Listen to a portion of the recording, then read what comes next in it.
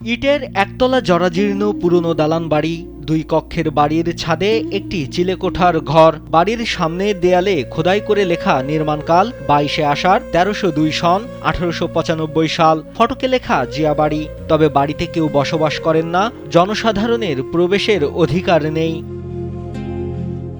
বগুড়ার গাবতলী উপজেলার বাগবাড়ি গ্রামের এই বাড়ি বিএনপির প্রতিষ্ঠাতা জিয়াউর রহমানের পৈতৃক বাড়ি ও সদ্য প্রয়াত বিএনপির চেয়ারপারসন খালেদা জিয়ার শ্বশুর বাড়ি।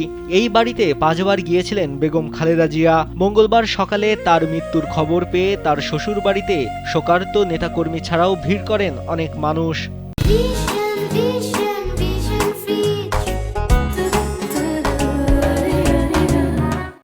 বগুড়া শহর থেকে বনানী, মাদলা ও বাগবাড়ি সড়ক হয়ে 17 কিলোমিটার অদূরে জিয়াবাড়িতে গিয়ে দেখা যায় বাড়িটির সামনে ফাঁকা জায়গা, বাড়ির পেছনে শানবাঁধানো পুকুরঘাট। বাড়ির ভেতরে প্রয়াত রাষ্ট্রপতি জিয়াউর রহমানের ব্যবহৃত কিছু আসবাব রয়েছে, আর তার ব্যবহৃত অনেক জিনিস চট্টগ্রাম জাদুঘরে হস্তান্তর করা হয়েছে।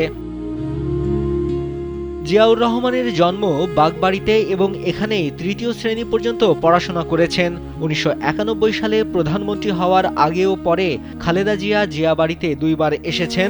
এছাড়াও 1996 সালে বিরোধী দলীয় নেতা থাকাকালে একবার ও 2001 সালে নির্বাচনে প্রধানমন্ত্রী হওয়ার আগে ও পরে আরও 2 বার সহ মোট 5 বার এই বাড়িতে এসেছেন। 1976 সাল থেকে বাড়িটি দেখভাল করছেন জিয়াবাড়ির তত্ত্বাবধায়ক রফিকুল ইসলাম। তিনি জানান, 1895 সালে একতলা পাকা বাড়িটি নির্মাণ করা হয়।